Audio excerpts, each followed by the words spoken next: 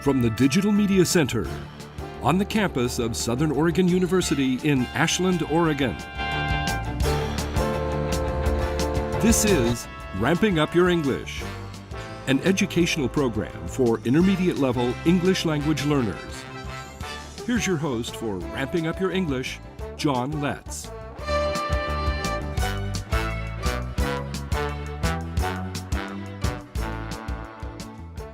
Welcome to Ramping Up Your English, winner of the Southern Oregon Television Award of the Year and the Best Education Show for 2017. I'm producer and host John Letts.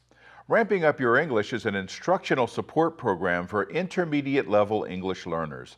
If you've already begun and passed those beginning stages of learning English and you want to reach higher levels of English proficiency, this is a program designed to meet your needs and get you closer to your goal. Ramping Up Your English is for English learners from all language backgrounds and for people of all ages. We take a content-based approach to helping you reach higher levels of English proficiency. Our current thematic unit is Native Americans. This is segment 1 of episode 80. In our last episode, we introduced this new unit on Native Americans. This is a social studies unit. You know, during my years of teaching elementary school, I never questioned the importance of social studies as content that students needed to learn.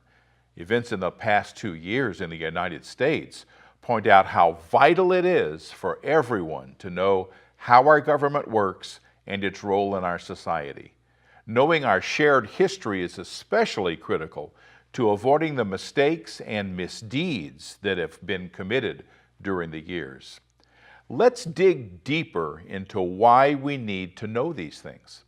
When I think about it, it seems to me that the most basic question comes from a drug abuser who was also a victim of a police beating. When the Los Angeles riots occurred in 1991, Rodney King appealed for peace with his poignant question, "Can't we all just get along?" I find that this simple question gets to the very heart of civilization. Having and maintaining a society worth living in depends on a wide diversity of people deciding if they can get along with each other, especially those who may see things differently in the way they see the world, their worldview being very different. This social studies theme, "Can we just get along?" is one of the central ideas in our study of America's first people. And you'll hear me bring this question up repeatedly throughout the unit. I'm not promising any answers, but we may gain some insight by pondering this question. There are other questions that are addressed in social studies, and we'll look at some of those, but that will come later in the unit. In our last episode, we also learned about the language we'll need to understand and express our understanding in a way that's more advanced than the beginning levels of English. We introduced the parts of speech with an emphasis on verbs. Verbs express action and being in the past, present, and the future. And we'll work with verbs more in detail today. First, though, let's start with our study of Native Americans at the beginning of their arrival in North America. Today's Native Americans are the descendants of some of those early arrivals. Let's learn more from this video.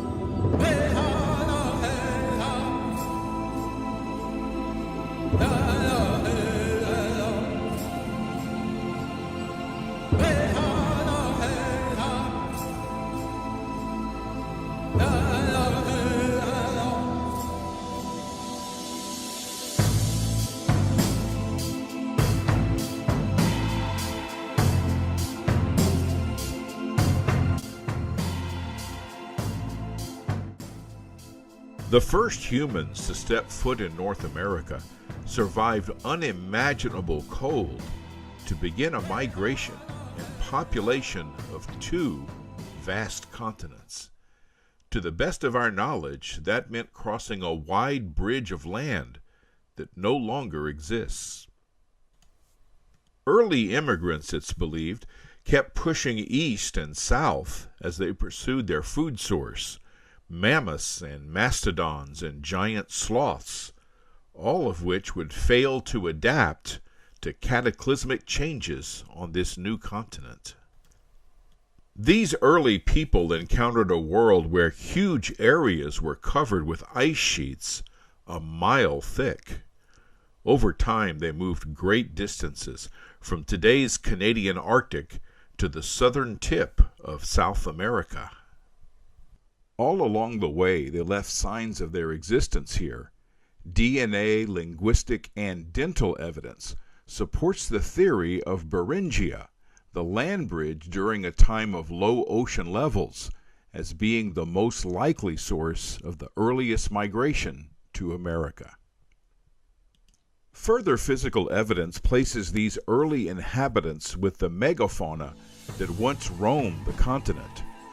Early American family groups hunted woolly mammoths and mastodons, working together to bring down these gigantic elephant-like mammals.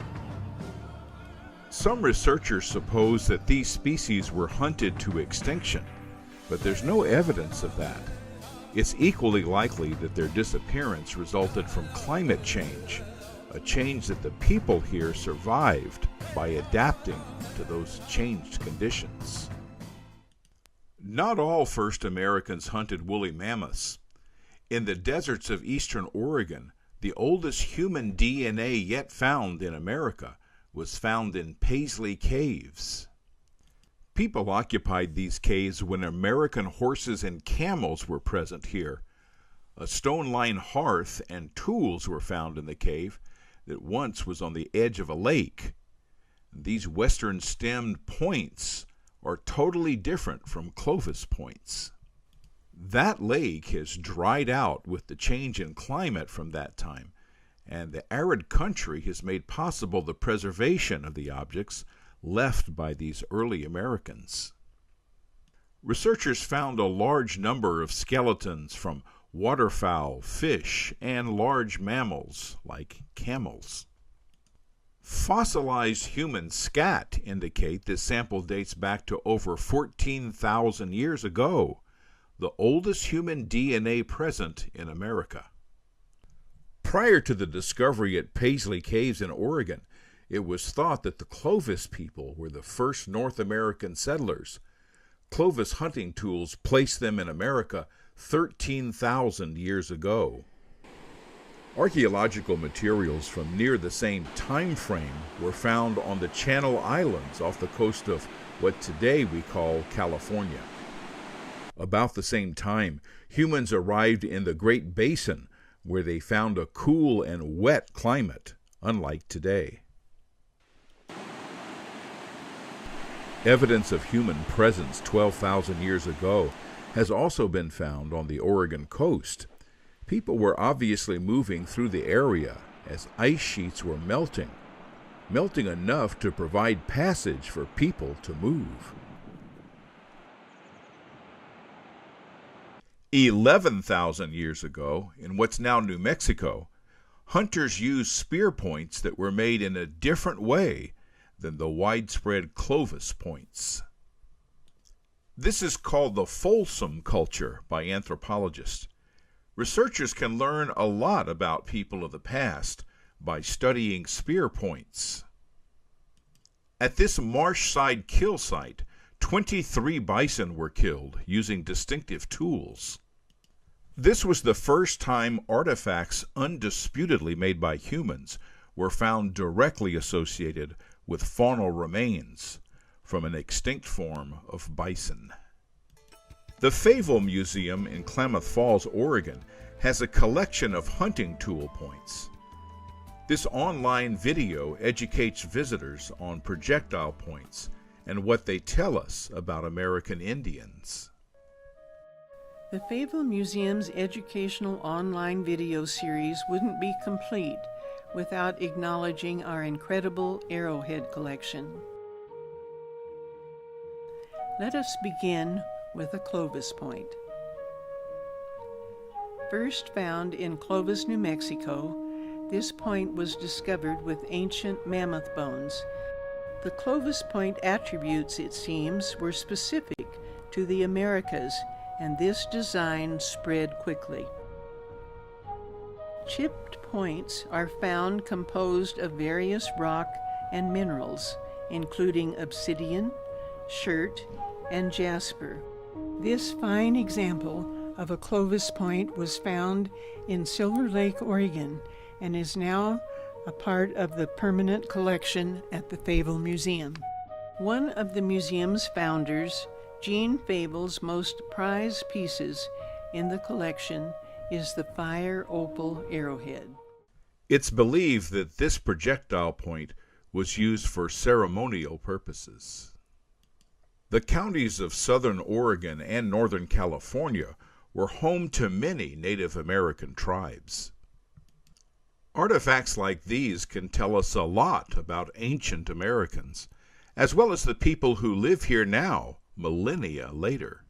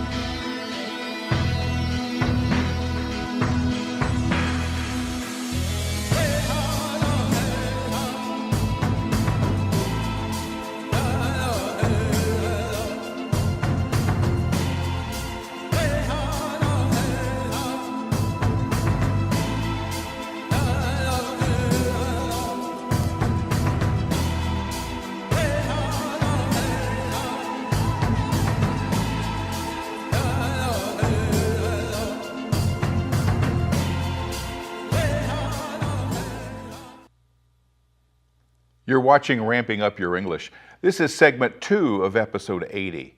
Let's review the video we just watched and see how the video relates events that happened in the past. Early Americans crossed the Beringia Land Bridge from Asia into America. They hunted megafauna, such as mammoths and mastodons. The first human DNA at Paisley Cave dates back to 14,000 years ago.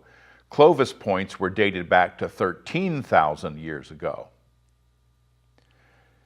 Evidence of early Americans was also found about this same time in the Channel Islands and the Great Basin. Signs of human presence 12,000 years ago were also found along the Oregon coast. The Folsom culture, with a different style of spear point, dates back to 11,000 years ago. Now let's look at some of the verbs that tell us the actions and states of being from that long ago time. The verb cross is changed to the present tense by simply adding ed to the word. The same goes for the word hunt. Adding ed to the end makes it hunted, the past tense of hunt. Now these people encountered a world that was frozen, with huge ice sheets covering most of the continent. Encounter becomes a past tense verb with ed added to the end. Mammoths and mastodons existed in North America at that time. Both man and beast survived in this harsh environment. Let's look at some of the words used to describe this area. With the lower sea levels, the land bridge existed between Asia and North America. Exist is the present form of existed, and existed is the past tense. There were huge ice sheets covering most of North America. The word were is a form of to be. Here we break away from the pattern of simply adding ed to the present tense verb. Now here's a way of looking at how a verb changes according to when a state of being exists. It's called a conjugation. Now for the verb be, let's look at how it's conjugated. The single first person I uses the verb be as I am in the present tense. The second person you uses the verb be as you are in the present tense.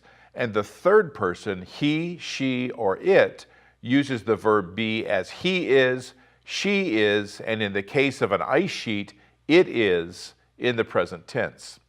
Now for the plural, when there's more than one, in the case of ice sheets, there were several in America. So let's look at the present tense verbs. The first person, we, uses the verb be as we are in the present tense. The second person, you, as more than one, uses the verb be as you are in the present tense. And the third person, they, uses the verb be as they are in the present tense. The thing is, those great ice sheets don't exist anymore.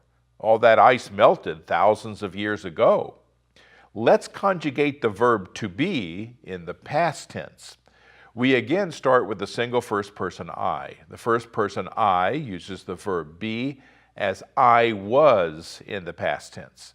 The second person uses the verb be as you were in the past tense. And the third person singular, she, it, or he, uses the verb be as it was in the past tense. The first person plural, we, uses the verb be as we were in the past tense. The second person plural, you, uses the verb be as you were in the past tense. And the third person, they, also uses the verb be as they were in the past tense. Now, a conjugation chart like this can help when using a verb in various tenses. Here are some sample sentences that are using the past tense verbs of being, sometimes called linking verbs. The climate was cold and harsh. Sea levels were lower back then. Ice sheets were up to 2 miles thick. Some animals were abundant. America was uninhabited by humans before their arrival. I said that these verbs of being were sometimes called linking verbs. That's because they link or join the thing or person to what describes that thing or person. Let's look at some sentences and we'll see the description underlined. The climate was cold and harsh. Sea levels were lower back then. Ice sheets were up to 2 miles thick. Some animals were abundant. So these linking verbs can be used to describe a thing or a person using a form of the verb be. Now let's look at some of the other verbs that we heard earlier in the video. The first Americans survived unimaginable cold. Over time, they moved great distances. They left signs of their existence. Physical evidence placed these with megafauna. Their disappearance resulted from climate change. Notice how these verbs form the past tense.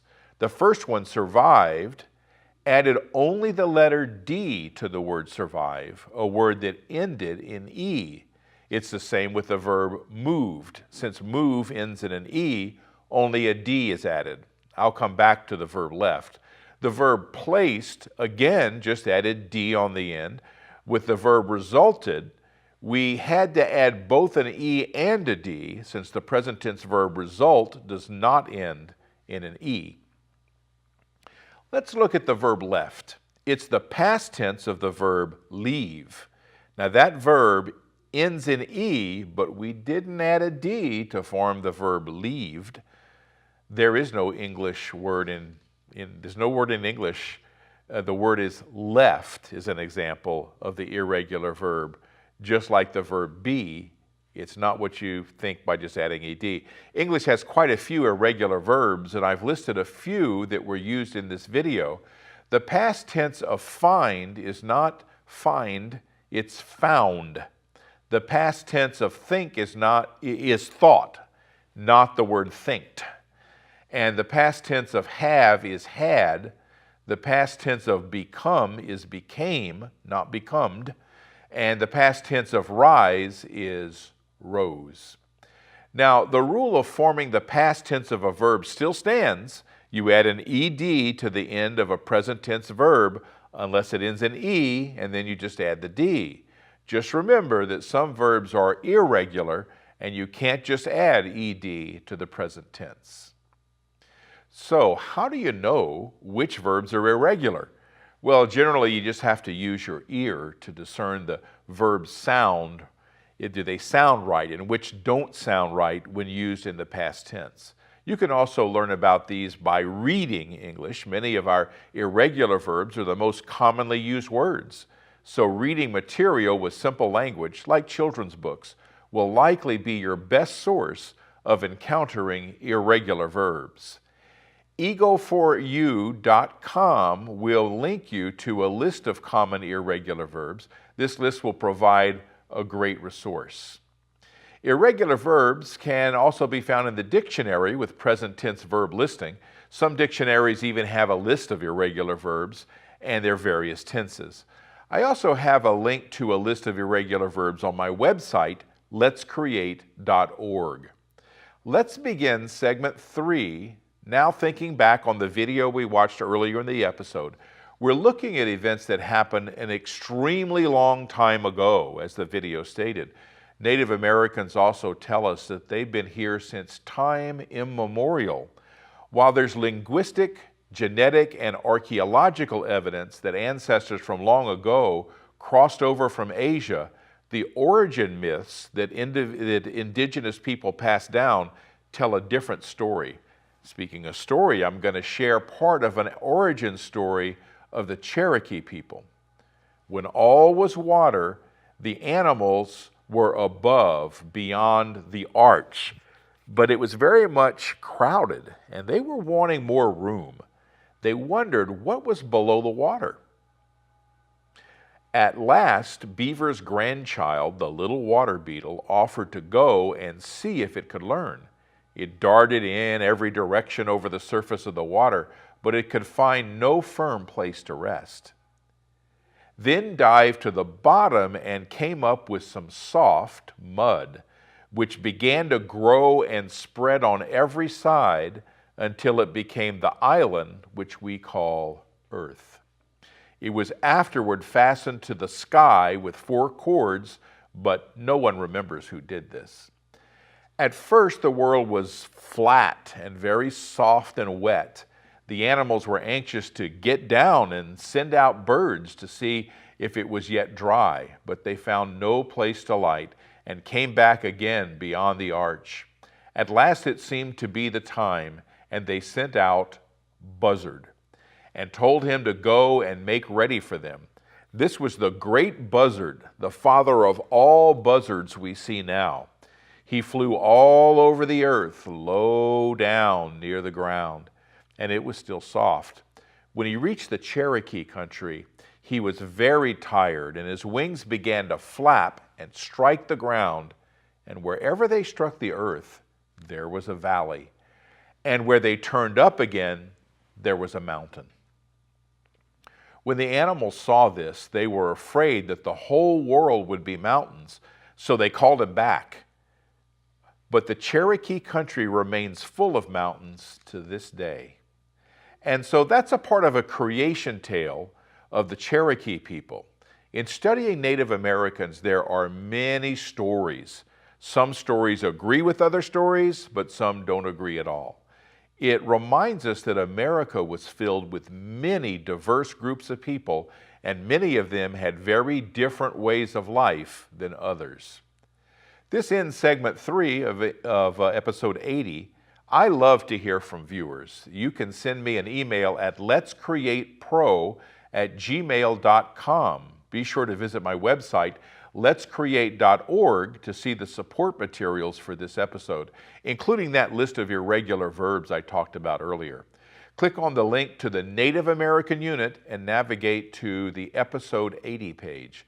You can watch and even download this episode and more from archive.org/details/Rogue TV. All episodes are there. Enter Ramping Up Your English in the search box and choose the episode you want. Ramping Up Your English can be seen on RVTV in Ashland, on Channel 15 and 115, and on the Ashland Home Network is where you'll find those, and on Channel 182 in the rest of Southern Oregon on Charter Cable. You can stream Ramping Up Your English for free from rvtv.sou.edu. I want to thank my director, Denise Ross, and my talented and dedicated crew, and I want to thank you, our viewers. All of you help make this program an award winner. Join me next time for Ramping Up Your English. I'm John Letts.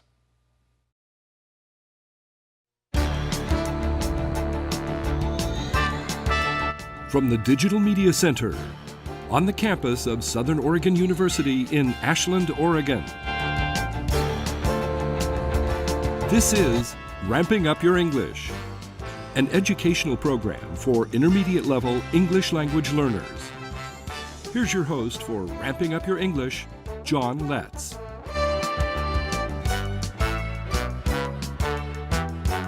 You've been watching Ramping Up Your English, a support program for intermediate level English language learners. Learn more. Visit our website at letscreate.org. You can also watch or download today's program at archive.org/details/Rogue TV. Join us next time on RVTV Voices for Ramping Up Your English.